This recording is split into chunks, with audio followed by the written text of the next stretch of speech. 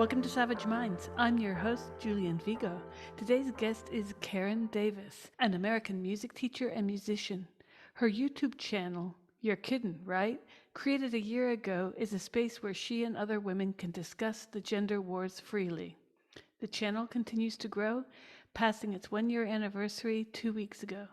Karen is thrilled that many women see You're Kidding Right as a source of sanity in the midst of the continual misogynist, homophobic assault of transgender ideology and law. I welcome Karen Davis to Savage Minds. I am so happy to have you on the show. I'm a huge fan of your show. Oh, thank you so much. Well, I love the way you just talk straight on this issue because, as you know, there is so much about the gender debate that is even being undermined, as you noted in one of your more Yes, recent videos, by the so called gender critical feminists themselves. yes. And what you raise has been a sticking point for me because I have come Mm, into the crosshairs of some of the women you mentioned, in fact, mm, because they see themselves as these self appointed gender critical gurus who say things like, well, I'm known to think. And they think they have all the right. wisdom of the world because of their education and class.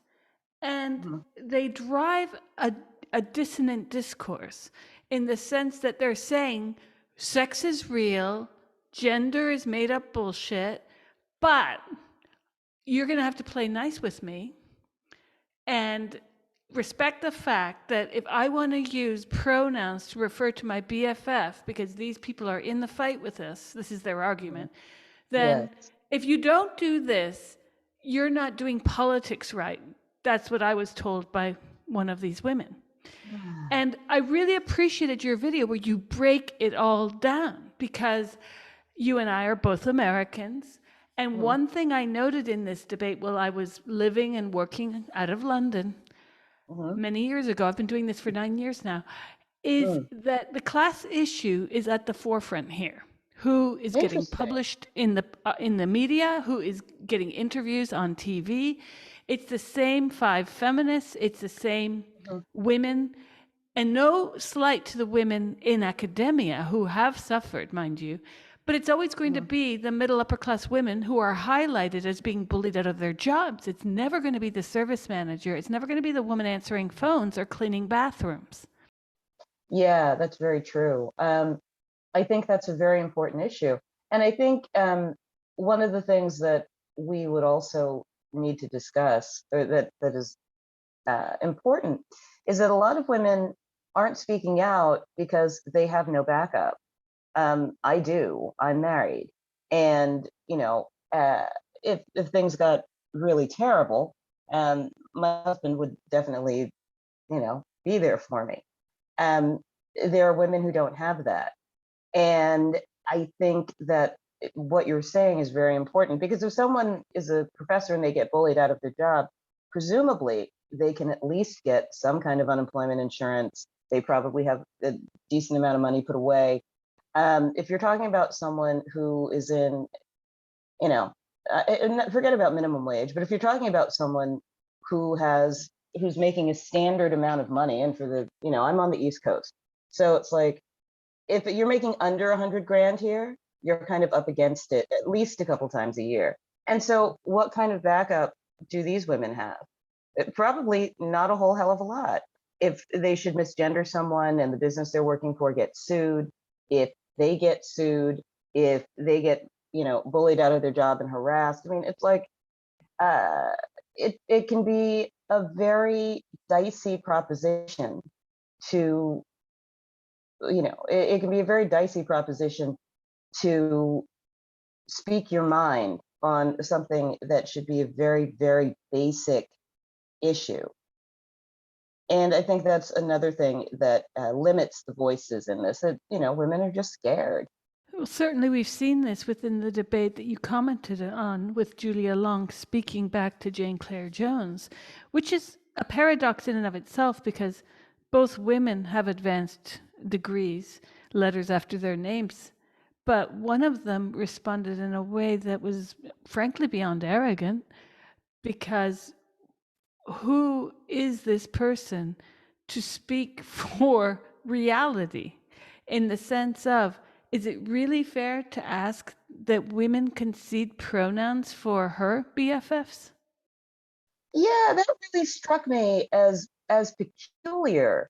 Um, and the quality of the response was, as you said, arrogant and condescending.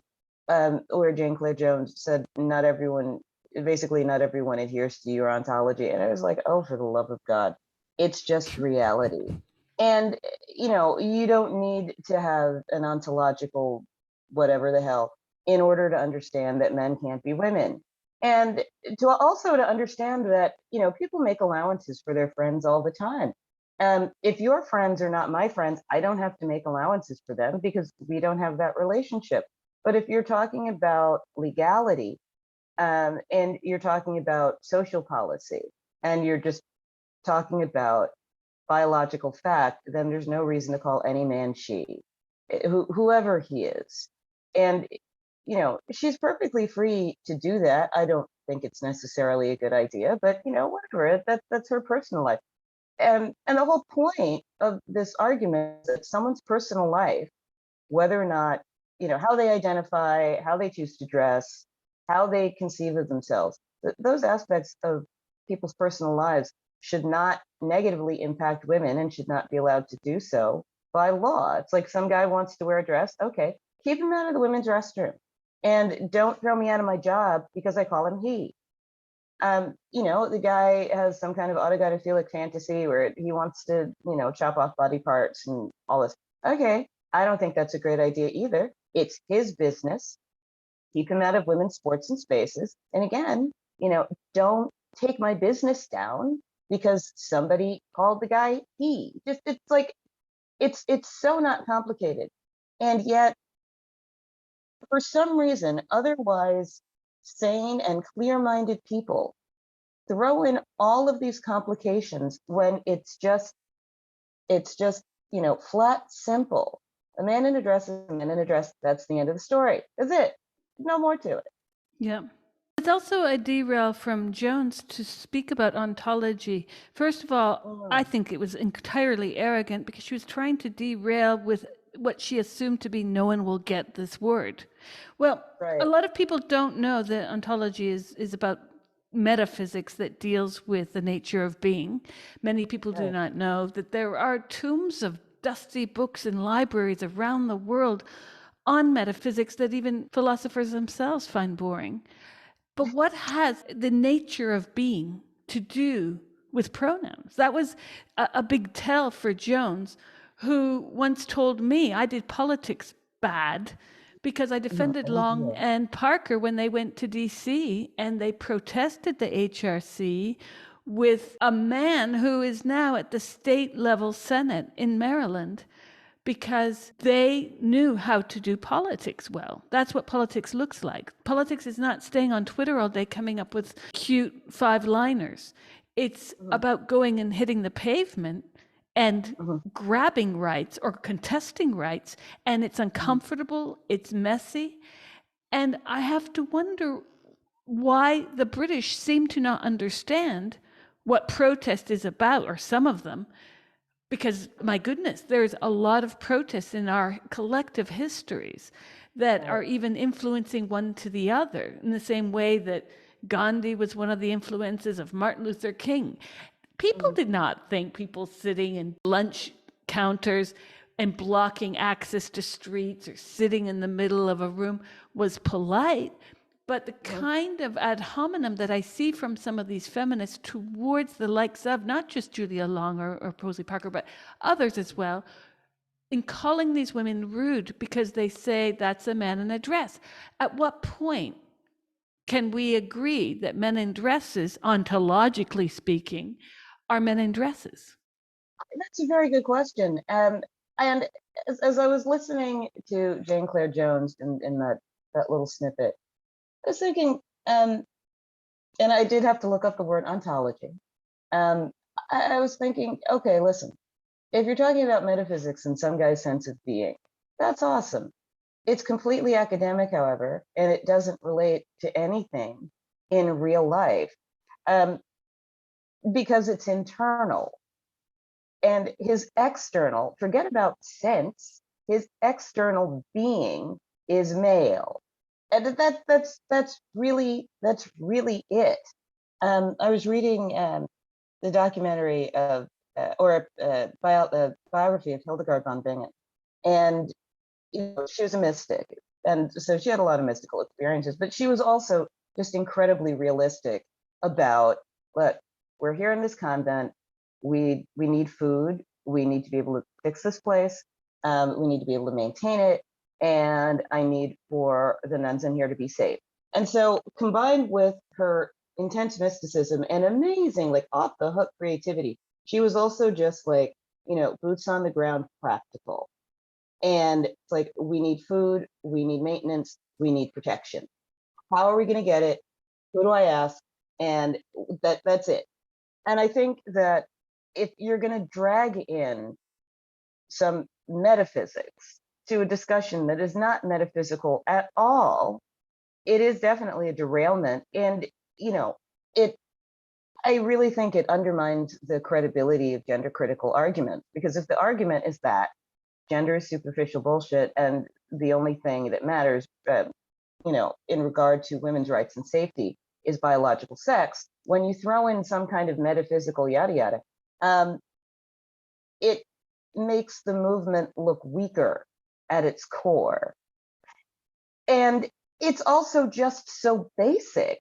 It doesn't matter what the guy thinks or what you think about the guy, or how many angels can dance on the head of a pin. He's still a man. Honestly, I don't understand why this is so. I don't understand why that fantasy is held onto so strongly by people who are not people who do not have cross-gender ideation. I don't get it. Like, why, one of the things I would love to ask Jane Clare Jones is, why are you personally invested in this? Why is this such a big deal for you? And I understand, well, I haven't been involved in politics all that much. It's like, I see it as a power struggle, because that's what it is. And I see it as an attempt to gain and hold on to notoriety. Like, I got that, and the gender critical world is a small world. So yeah, but why engage in that? What is her personal stake? There certainly are own goals at the heart of this. And Mm. these women are criticized regularly on Twitter, and they don't have a coherent answer because ontology repeated half a dozen times is simply incoherent. Yes, How it is. can she and she makes coherent arguments about Mhm, gender and sex, mhm, and mhm. then tries to shame women who say he or that's a man. And when she said to Julia Long, you run around pointing out that that's a man in a dress or something like that, she was referring to Julia Long's action at the HRC in the spring, at the very beginning of 2019. Mhm. And Julia Long's politics and the way she exercises that through song, she has songs that she sings that some of these feminists dislike. I Mhm. find it a bit odd because, again, we're expected to be nice. We're expected to say, oh, but she's very sensitive and it's why do we have to walk on eggshells? Why is it that Julia Long says this at one point? I recall all these preferred pronouns all these men are asking is that women make them comfortable by ceding to their delusion. And Mhm. I have to wonder why Jane Clare Jones does the same, because she makes good arguments until a certain point, and then it's the political nice game. And it's, to use another metaphor, it's a kind of step and fetch. And it's Yeah. a step and fetch in a sexist way, if you follow me.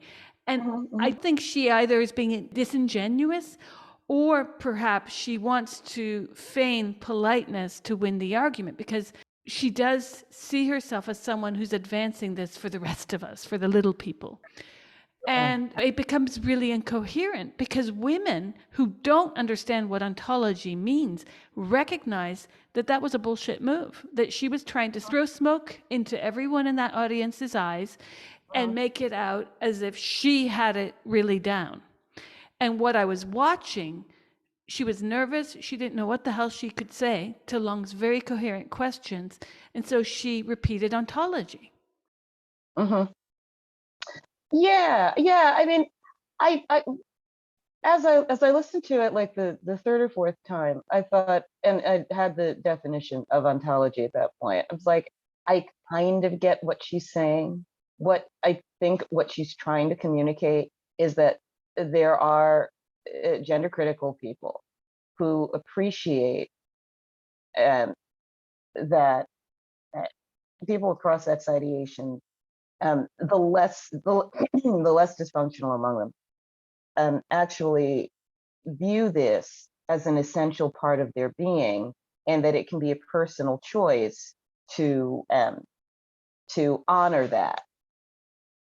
And, but again, what that should have to do with law or public policy or the actions of someone who's not an associate of one of these gender confused individuals is really quite beyond me. So, and it would have just been the quality of response would have been more honest and less condescending if she had just said that. It's like, there are those of us in this gender critical discussion who really don't have a problem with acknowledging someone's pronouns. And maybe what we need to talk about is how we can do that how we can do that publicly in a way that doesn't denigrate women and in a way that honors these people that we care deeply about, instead of throwing ontology around. And now I don't think that, regardless of the words used, I think that calling men she does indeed denigrate women.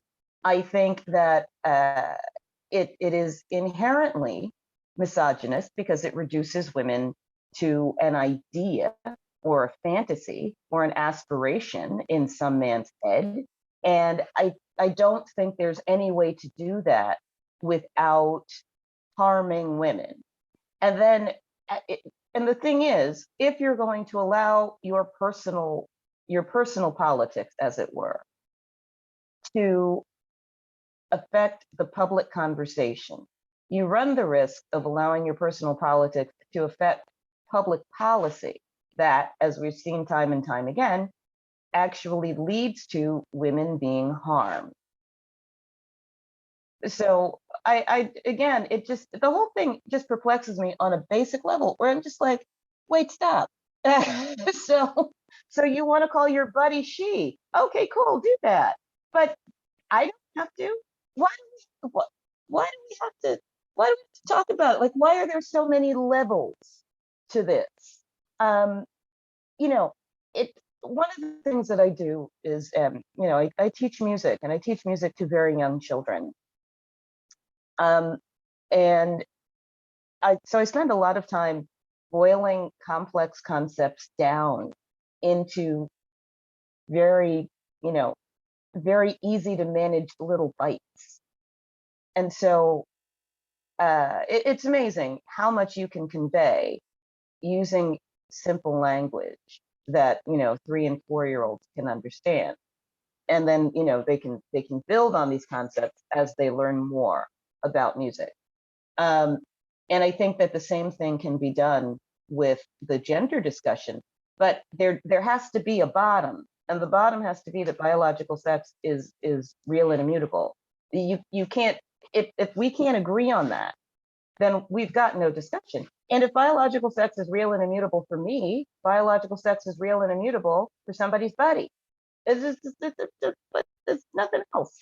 That's the circularity of the argument that's been going around for years now, with gender is not binary. Nothing is binary. The inverse between the somatic and the emotional, so that now gender is physiological and sex is between your ears. These are all the tropes they've thrown out over the years. And then just when they hook us into the idea that gender and sex are interchangeable and no one is one or the other, everyone's somewhere on the spectrum, then suddenly these guys identify as a woman. They never somehow identify as somewhere on the spectrum. It's a weird Mm, play, isn't it? They're mhm, they're somewhere out there, but then they're a woman. And they don't mm, want to go and make third option bathrooms. No, they want women's. And you've noted, I presume, Karen, how this is never affecting men's spaces. There was a spa in East London about 3 years ago where a woman went in to use the gay man. It was a gay male spa. She went in to use the services. They kicked her ass right out on the ground because those gay men know what a woman is. mhm, mhm.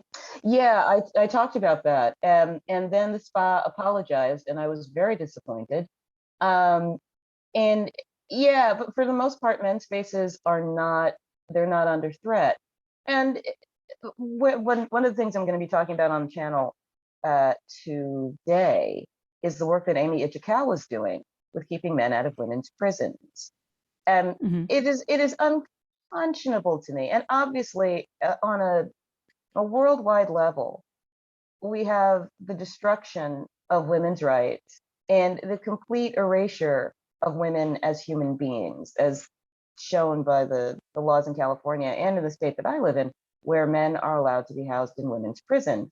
The latest that I've read is that these men claim trans identity, and then they eschew that once they're in women's prison, and they live fully, openly as men. So obviously, you've got sociopaths gaming the system so that they can get into a pool of women to prey upon. So there's that. But when you start that, well, some men can be women, this is what it leads to. And I'm convinced that these men don't believe that they're women. I am convinced. I think that the less dysfunctional among them um, probably are not comfortable with certain aspects of masculinity, which makes sense, or with uh, the general concept of masculinity as it applies to themselves. That's fine. That's an issue for their psychologist. I think there are others who are taken over by their sexual fetishes, as Debbie Hayton likes to talk about. Um, but at the end of the day, none of them are female. And you actually brought up an interesting point about how they never place themselves along the spectrum. They are either male or female, as much decrying of the binary as they do. And I think that if one wanted to tread a middle ground, and I think that there is a very narrow middle ground in this, about the width of one small foot, which would be to say that if you have gender nonconforming people who don't want to inhabit any of the gender stereotypes foisted upon their sex, that they don't have to. But again, it shouldn't translate into legal policy, and it shouldn't translate into social policy, and it certainly should not give these men the right to invade women's spaces, and it should not translate into a human rights violation against basically all incarcerated women in the United States, Canada, and the UK. It's absurd, but that's where it leads to, right? So if my friend is a woman, even though my friend is male, then does my friend remain a woman if he has to go to jail? Does my friend remain a woman if he needs to be hospitalized for whatever reason? Does he get to be put on a women's ward? Does my friend remain a woman if, let's say, I don't know, he's a medical professional and there's some woman who doesn't want a man to touch her? Does she now have the right to reject my friend? Now she can reject these other men who impersonate women over here because they're not my buddy. But when we get to my buddy, then she can't reject him because he is a woman. You're listening to Savage Minds, and we hope you're enjoying the show. Please consider subscribing. We don't accept any money from corporate or commercial sponsors, and we depend upon listeners and readers just like you. Now, back to our show.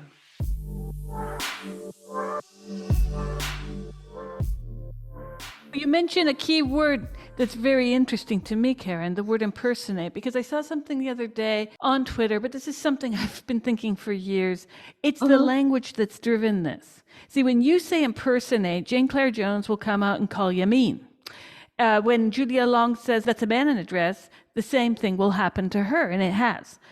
Mhm. When these posh feminists who pride themselves on being leaders of this movement, even if no one voted for them, Mhm.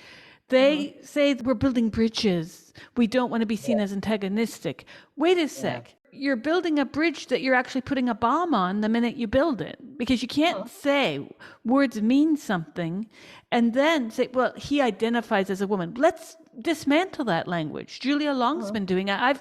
I interviewed her years ago for my first piece, met up with her in a cafe, Mhm. and she Mhm. said to me straight on, why are you using she to refer to a man? Very Mhm. politely. And I said, you're right. You know, like, because I'm a very clear thinker as well. And I caught Mhm. myself. Well, she Mhm. caught me, then I caught Mhm. myself. There is something that we do as humans to fit into this polite culture. If someone Yeah. says, that's my uncle, you're going to assume that that person is that person's uncle. You're not going to Yes. wonder, you know, unless you see that that uncle is a horse or that uncle is a Mhm. lawn chair. And Mhm. we are being asked to see clearly men as women. Mhm. And Mhm. these are not performatives. Back in the day when Mhm. I moved to New York in the late 80s. I was Mhm. into drag culture at the time. I was also in my very, very early 20s. Mhm. And there was something playful about it. And I was Mhm. young and very naive about the whole politics of what was going on and the parody of women's lives, bodies, Mhm. etc. The reduction of our lives into commentary as Mhm. even trash. But Mhm. this idea that impersonate versus identify as, this is what's happened. These men have been successful in capturing the hearts and minds of people because they don't say, I impersonate a woman. They say, Right. I am a woman inside. This is my Yes. essence. And we're supposed to play along with that. Even Debbie Hayton has come under criticism by many feminists in the UK because they say, well, he says this, he writes about his autogonophilia, but Mhm. he's married to a woman that we witnessed. There was a documentary made, and the wife was clearly miserable. She seemed most unhappy and even suffering from some kind of gaslighting. Mhm. So a Mhm. lot of women point this out, and they're like, but why should we be making alliances even with Hayton? Because he sort of half steps it. He says he's a man, but Yeah. then he does this. And there are a lot of women, I'm sure heard about the trans widows. They too have issues Yes. with people like Hayden. So Mhm. I'm thinking we've got, on the one hand, what you mentioned with the prison system, a lot of men gaming the system who may or may not be gender dysphoric. And Right. let's look at gender dysphoria in 2 seconds as well, because to what Mhm. degree Mhm. is that a real, or this is just, as Ray Blanchard has come on the show to speak, but he's eloquently pointed out that as more and more gay rights advance, the Mhm. division between the men who identify as transgender, who are autogonophilic, and those who are gay men closeted, well, the gay men who are closeted are disappearing from the trans panorama. Almost all Mhm. of them are now autogonophiles. But you Yeah. see on Twitter, on Facebook, the angry ones who yell, and you can tell that they're not autogonophilic men. These are just misogynists in dresses. Yep. Where do we get to speak back to the likes of Jane Clare Jones, who will not have the financial difficulty, let's say, in going to a private health spa or a private gym, where most women will? They cannot simply say, can you please ask, I'm thinking of Weissbach, ask this man to leave. Because if you recall the Weissbach video, which I watched over and Mhm. over and over because I had to write about it, Mhm. that woman who made the video and then the lawyer I spoke to who made a second video of her making the video, Mhm. she was really cool in the way she spoke to that gay man who tried to woken her, you know. Well, I think you're talking about a transgender woman, he says. And she's like, that was no woman. Mhm. Yeah, it's peculiar. You said they're building bridges with bombs on them. That is exactly right. Because the thing is, this I think that the gender fracas, as I call it, is coming to the attention of more and more people. And I think that's a good thing. One thing in American politics that I've noticed, however, is that if any issue is going to have even a ghost of a chance of succeeding, the messaging has to be clear and consistent. Um, I've taught for a long time here, and our education system is not the greatest. And I honestly believe that one of the reasons the Republicans succeed is because they stay on message.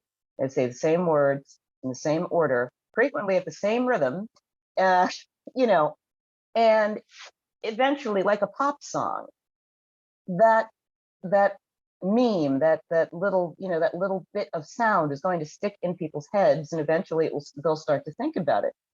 And if we want to make any headway on these issues in this country, it can't be this applies for me but not for thee. That is one thing that Americans cannot stand. And we see that with the struggle that we have for universal health care. It's like, well, if these people get it, why don't I get it? And one of the things people don't understand is if it's universal, dude, it applies to you too. Okay? Democrats are terrible at messaging. If we want gender critical arguments to appeal to people,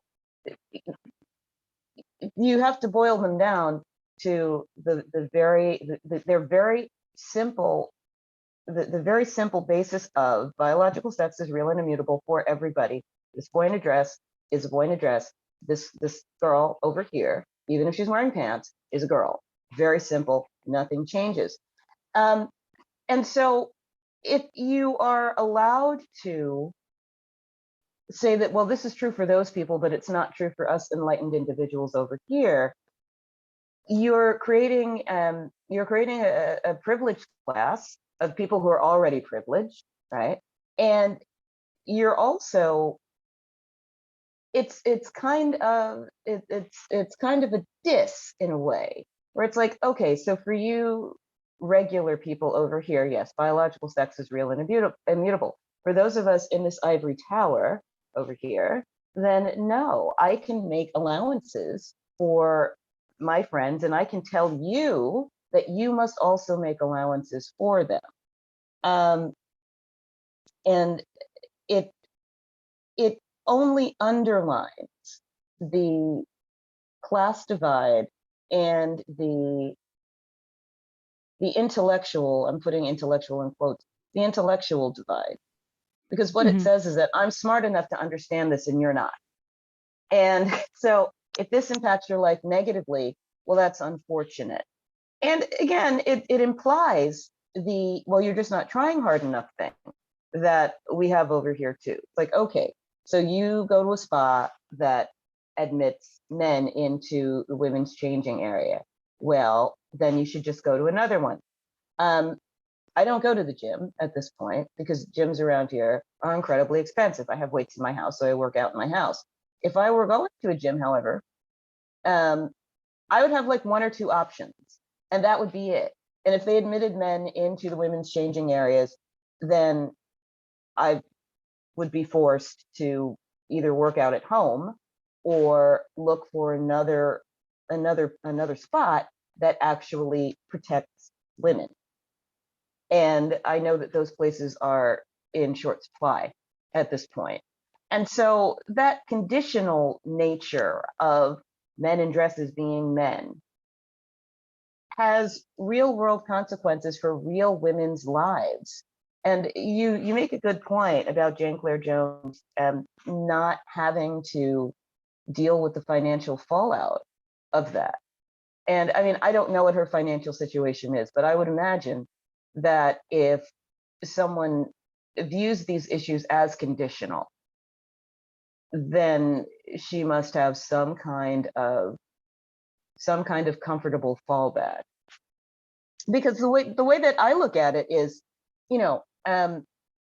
if I were a small business owner and I had employees and someone misgendered some trans individual, then I would be subject to a fine of up to $250,000. My business would be gone. I would have to file bankruptcy. I mean, $250,000. It's insane. And for most small businesses, they operate with a very small margin of profit anyway, maybe five or $10,000. So it would take very little to drive a small business out of business entirely if the right person, possibly a friend of an academic feminist, believed that he could not possibly be misgendered, that that is the greatest offense ever to happen on the planet, and they just wanted to like sue me out of existence because their friend the academic feminist who's gender critical said they could. So yeah, it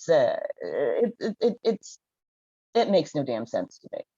There's also such an own goal because just today, Marks and Spencer, which is a British department store, Lord and Taylor, I think maybe, they announced the importance of allyship. So now they have pronoun badges.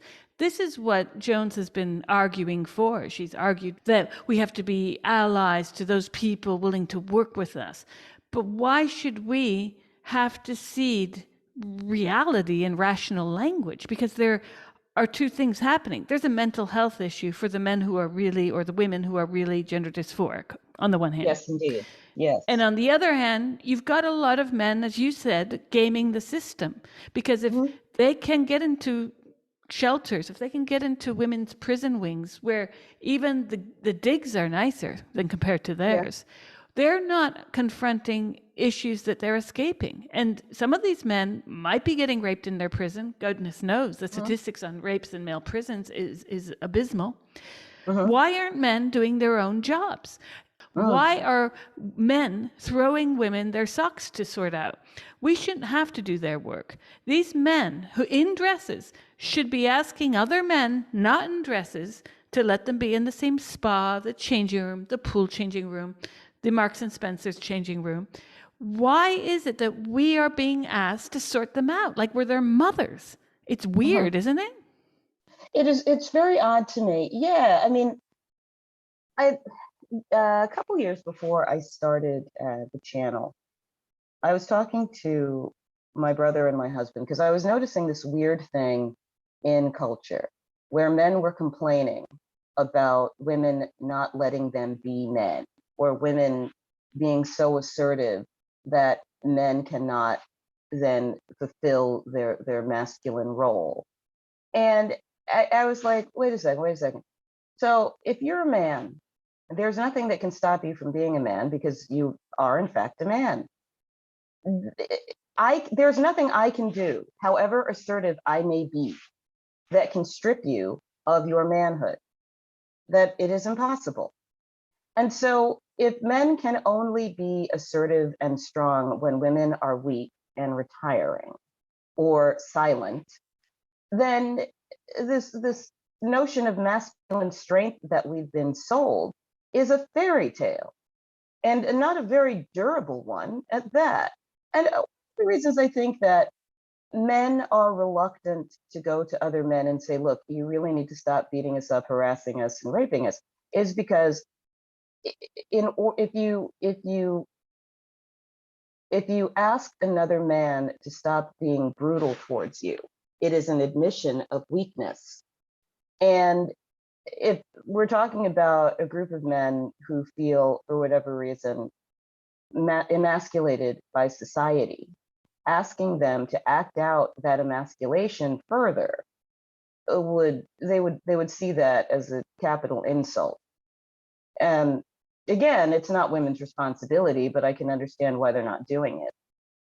In order to maintain that dominance, they have to come over here and bully women out of our spaces, because then at least they get to be dominant, right? And they can use that victim narrative to bully us more effectively. It's like, well, if I have to go to men's prison, I'm going to get raped. Okay, so what you need to do is secure men's prison. And then there is something called the Prison Rape Elimination Act. I don't know how effective it is. I don't think it's terribly effective, to tell you the truth. But it's like, okay, so what you need to do is petition your lawmakers to make it safer, or whatever it is you need to do. You don't need to come over here with us. That's, you know, but again, I think that an aspect of masculinity is being dominant. And if you can't be dominant in one field, like if you can't be dominant among the men, you can be dominant among the women. And so I think that's part of it. And part of it is that uh, misogyny in the society seems to have been elevated to a pastime at this point in so many spheres. You see it on social media. I certainly see it on YouTube with the channel, that it's assumed that women will accept being bullied and being talked down to and being threatened and being denigrated just because some dysfunctional man wants to do it.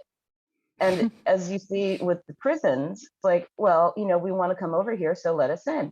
And we're going to find a way to get in here. And you cannot defend yourself. It's absolutely amazing. And that women who seek to defend other women or speak for other women against the men who would take away our spaces and our rights to free speech, then we catch all the hell. It's amazing. Not the men who are trying to do it, but the women who speak out against the men who are trying to do it. It is shocking how many women are involved in supporting these quote unquote trans rights. Get educated, Karen. Read a book. Yes. This is the constant stream of nonsense I hear, but then you just scratch the surface and ask them to explain what they mean by that umbrella of gender identity, where each piece fits, or how or I like to tell people all the time, I've had 3 children. I've given birth from my body to 3 children. Still couldn't tell you what it means to feel like a woman. I know biologically what a woman does, but all of this is steeped in 1950s sexism. Like, I really expect for Lucille Obal and Fred and Desi Arnaz to walk in the door, if you catch my drift. I do. You know what's funny about that? One of the things I loved about the I Love Lucy show is that Lucy found ways to assert herself. Oh, yeah. It's like, Yeah. however cockamamie it may have been, and she wanted to be in the show. She was going to be in the show, and I also kind of felt for Desi Arnaz because I'm like, she's a pain in the ass. Oh my God, please. So, but yeah, I mean, there was that 50s sexist thing where it's like, you're going to stay at home, you're the little woman, you're going to stay at home, you're going to clean the house, and I'm going to go to work, and basically this is you're my possession. When I listen to and read some of these autogynephiles talking about their female stereotypes, and like this, it just sounds like Leave It to Beaver or the I Love Lucy show. But the thing is, Lucy wore flat shoes and pants a lot of the time, and she wasn't all done up. She wasn't all done up all the time. Now, obviously, she was on TV, so she had makeup on. But I was like, I used to love her pants and sweater sets. I'm like, wow, that it's like, it's elegant, it's comfortable, and it's practical. I love it. And she had this coat that came down to the middle of the calves, and I'm like, that's a great way to dress. But with the autogynephiles, they're always talking about swanning about in these clothes that are thoroughly impractical. It's like you can't do anything in them except go out and sit still. It's like, if you look at how tight those waists are, you can't even eat in that dress. Are you insane? It's just ridiculous. Or in those nails. Right. It's like you can't breathe, you can't stand up straight. These are not practical garments, and I can guarantee that as soon as I got home from that event, that dress came off, and she put on the baggiest pair of pajamas she had, and just like had to lie still. It's like their concept of being a woman is all superficial, or it's all sexual. And you mentioned earlier that Blanchard was talking about autogynephiles being the overwhelming majority of men who seek sex reassignment surgery or genital mutilation. And that's exactly who it is. He said that back in the 80s, it was 75% autogynephiles and 25% gay men. And he speculated that it would be up to 85% autogynephiles and 15% gay men. And from the studies that I've looked at, the percentages are even more disproportionate. There was a study, what was it? Oh, 92, when only 1% of the men were gay, and the rest were the overwhelming percentage. I think it was 87% or 89% of the men in this organization for transvestites were straight, and the rest were bisexual or asexual. So the bisexuals and the asexuals outnumbered the gay men in an organization specifically for men who are sexually aroused or emotionally comforted by cross-dressing. And it's astonishing. And so why we need to play pretend with men who are just getting off on wearing women's clothes is also just astonishing to me. I mean, I did the interview with Jennifer Billock, and obviously there's a lot of money behind this and a lot of political organization, but that's fine. Government does a lot of stupid stuff that real human beings who are not involved in government don't want any part of. So why we're being forced to participate in this government scheme on a personal level is beyond me.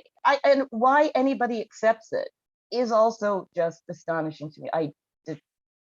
People can refuse, they can resist, they do not have to play in.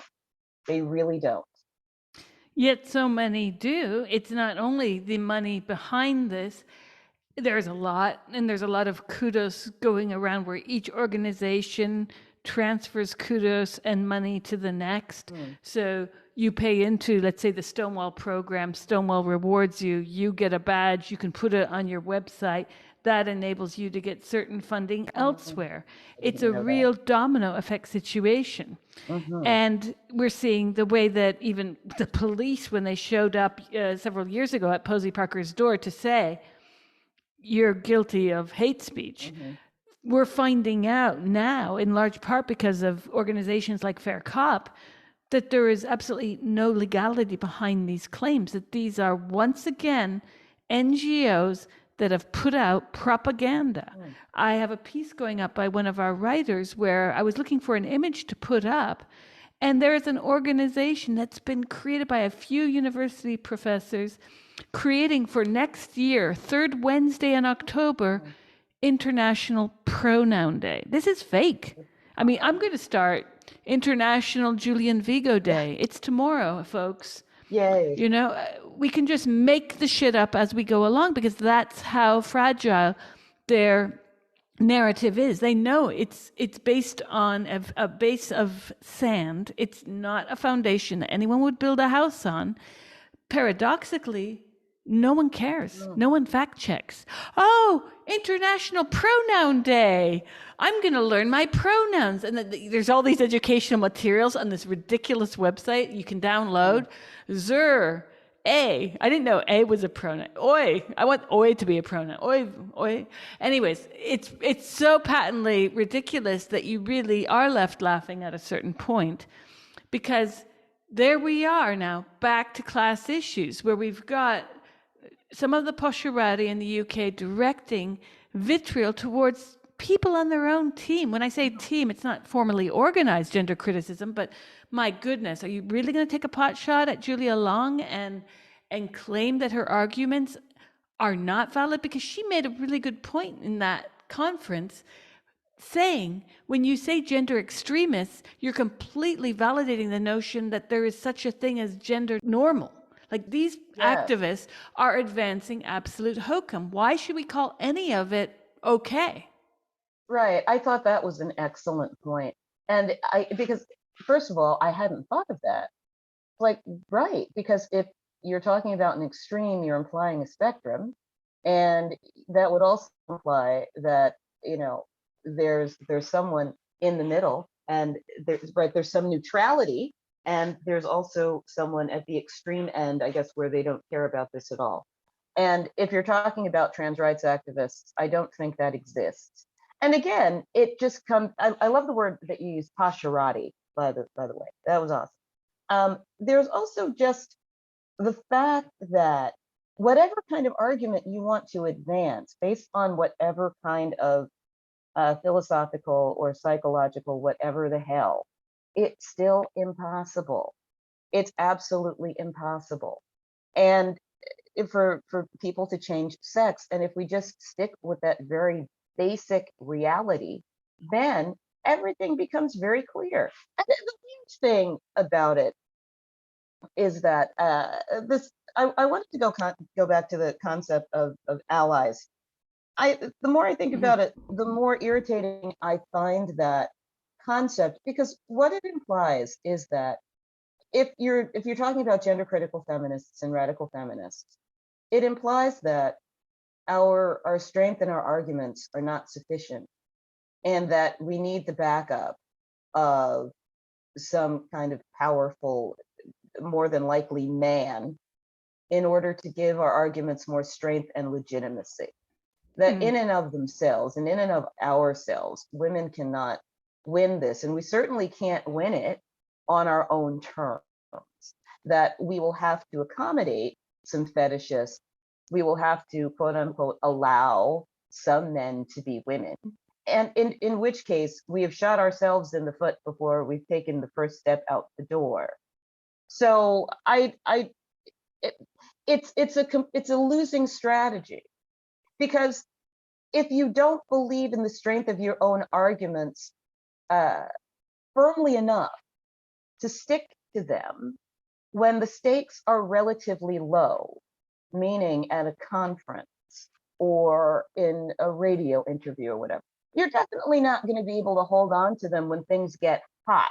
Like if you're talking about securing funding, or if you're talking about supporting a political candidate, or possibly becoming a political candidate yourself. And as more people become aware of these issues, they're going to be watching, and they will be watching, at least some of them, with a critical eye. And I think that one of the criticisms would be, well, these women can't even keep their own argument on the rails long enough to accomplish anything.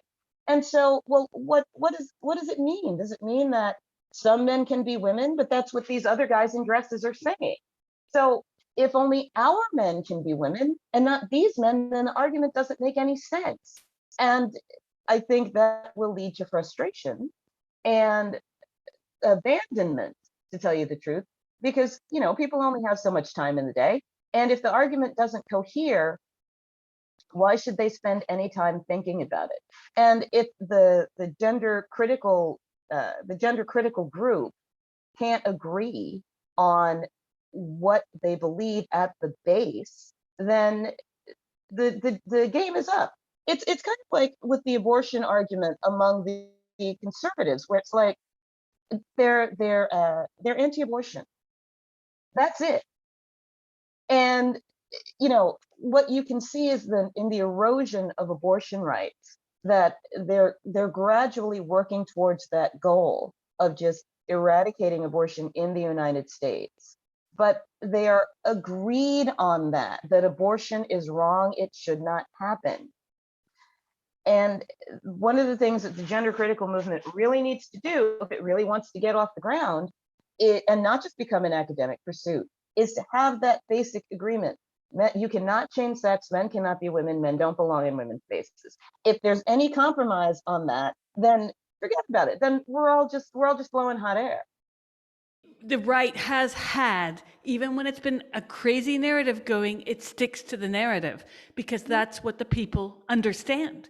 And a Mhm. lot of women have written me, and people who are new to this, and they say, well, I don't understand this group of women who are saying that gender is bad, but then they're making bridges with other trans activists. It doesn't make sense to me. Mhm. I always instruct them to go and raise this with that person because I'm not anyone's spokesman. Mhm. But it's certainly, like you point out, no one has endless hours in the day. I certainly don't have the time to spend on social media that some of these women do.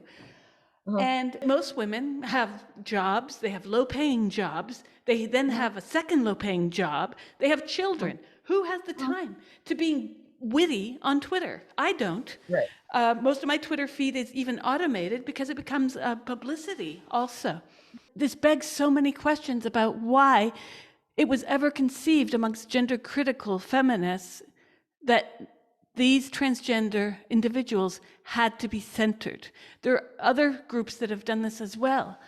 I understand in theory why they did it or thought that would be a good look. As Jones told me, it's not a good optic what Long and Posey Parker did in DC, but in the end, what they did made great changes. For the first time in American journalism in recent years, that got covered by Andrew Sullivan, who then wrote more and more and more, and other journalists started to. Even though I'm American, I'm not living and writing in the States regularly. I did write in the States on this subject since 9 years now, but the reality on the ground is that without people like Andrew Sullivan covering this, most people would not have known. My editors, where I was publishing at a California press, told me after 4 years, we can't run any more gender critical pieces because we're getting too much blowback. And the irony is that even though they were on my team for many years on this, money talks, and their supporters are more, we want pronoun badges. So they're playing that now. And one really has to wonder what is driving all of this amongst gender critical feminists, because what's in it for people like Jones to say, well, here's my white list of people that you let into the loos and the prisons, okay? We good? And no one does that. I don't go with my male friends, even in gay bars, I don't go with them to the loo, knowing that they will never sexually assault a woman. And I don't say, hey, let Teddy in, he's good, he's with me. No one does that. So why is this such a class division? And you and I, being American, we saw this very easily. A lot of British women don't see the class divide as clearly because they're in the thick of it and they're thinking, well, they're getting the word out, they're getting the frontline coverage, they're in the news. But wait, what about women who are losing their jobs and will never be covered in the Times? Yeah, I think that, well, I don't know very much about British society, so I can only speculate. But what it reminds me of is when I was in Catholic school, and a lot of the nuns were Irish American. I think one of them actually came from Ireland, but they had very, very strong opinions about people's station in society and what your place in society, and you have to defer to your betters. And I remember hearing that, and I was a little Black girl in the 70s and 80s, and I was just like, no, I don't. I really don't. I know that you believe that, but I don't. So okay. And I don't know how these women were raised and with what ideas regarding class and class mobility. But Catholic schools were started essentially for the working and lower middle class to get quality education so we could advance in society. And so it's like, yeah, this deferring to your betters, yeah, this is nonsense. I'm not doing that. And I believe that that might still be a factor in British society. And there's also, I was also criticized for not being sisterly by highlighting the exchange between Jane Clare Jones and Julia Long. And I didn't respond to that comment, but I thought, what are you talking about? Oh no, actually I did respond to it. And I said, what's not sisterly is being condescending to another woman when she raises a fact and asks you why you're denying this fact, and responding with this bizarre philosophical language is definitely not sisterly. It's also not sisterly to put forth that some men can and should be considered women just because you like them. That is not sisterly. That is misogynist. So I know that over there's this concept, right? But you mentioned it before, that we're supposed to be nice, we're supposed to defer to people who've been in this longer, and people who have the education and who are academic feminists through the passerati. And as an American, I'm just like, yeah, no, I don't have to do any of that. I really don't. First of all, I'm over here. And I guess from from the perspective of someone who's been self-employed for a long time, uh, and also someone who's had multiple bosses, this is a cool thing about having multiple income streams. Um, you're not uniquely beholden to any one of these individuals. And that's how I've lived my life for like the last 30 years. It's like, you can say whatever you want, but you know what? I do these other things over here. And if you know, you're only, you know, if you're only paying one bill for me, or you know, if this gig is only paying one bill, I don't have to stay here. But I mean, granted, I am in a unique and somewhat privileged position for having had that experience and knowing that I don't have to do what someone tells me to do simply because that person tells me to do it, particularly if they're not putting food on my table. They're not putting food on my table, and not keeping my lights on, and not paying my rent. So they can have whatever kind of opinion they want to have. It really doesn't affect me. And it's not going to change what I am or am not doing. I know that for other women, they don't have that luxury. So I wouldn't say to them, well, you know, you just tell them to fuck off. Like, but because that would be too cavalier and not taking into consideration other women's needs and, you know, their needs and their position. But at the same time, we have to adhere to a base of reality. If we're not going to do that, it then, like I said, the game is lost, the jig is up, stick a fork in us, we're done. You know, it would be very interesting to talk to Jane Clare Jones and to ask her to explain under what circumstances, and not metaphysical circumstances, but under what circumstances is a man to be considered female? Like what hoops does this man have to jump through? And if the man jumps through all of these hoops, are we then all to consider him female? Or is he only to be considered female by some people? Is he to be considered female in all circumstances? Or is he only to be considered a female in certain circumstances? And what circumstances are there, and how do I recognize them? But the real question would be, why do I have to make this effort? It is ridiculous. Why do I have to make this social, psychological, emotional, philosophical, ontological effort when I can just say it's a dude and then get on with my day? I would love to have that conversation with her.